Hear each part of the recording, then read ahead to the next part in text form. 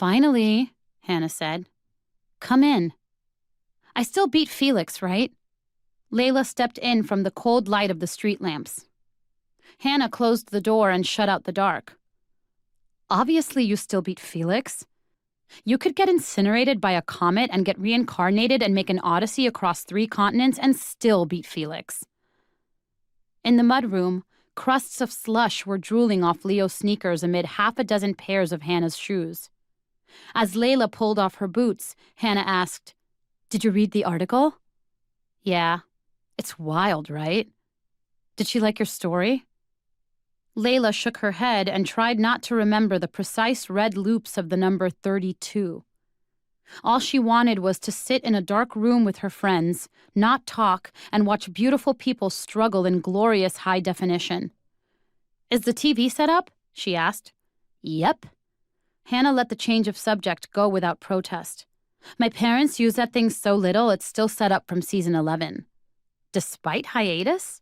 Despite our sadist-ass showrunners and their Chinese water torture release schedules? Yeah. Come on. Laila followed her into the foyer, where chevrons of hardwood zigzagged away toward the kitchen. Overhead, a light fixture trembled like an extravagant mobile, discs of glass suspended by delicate fibers from gold-brushed rods.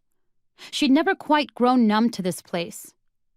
Laila, Felix, and Leo hadn't known that Hannah came from obscene wealth until late freshman year, when they'd shown up for a The Rest watch party here in Brooklyn Heights to discover that her family owned a 6-story townhouse.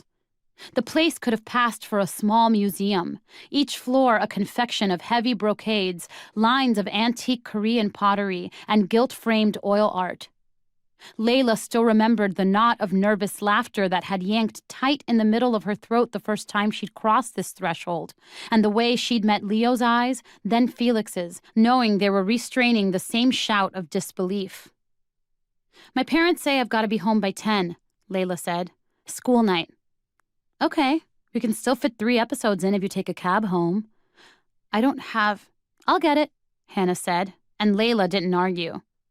Hannah had funded so many late-night cab rides for the others that Laila had begun to suspect she was trying to irritate her parents by spending as much money as possible, as if they would ever notice.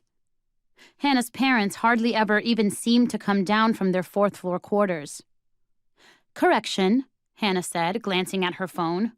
We can still fit 3 episodes in if Felix gets his ass here in the next 10 minutes, which he'd better, or I'm going to kill him. You should probably sharpen your weapon of choice, Laila said.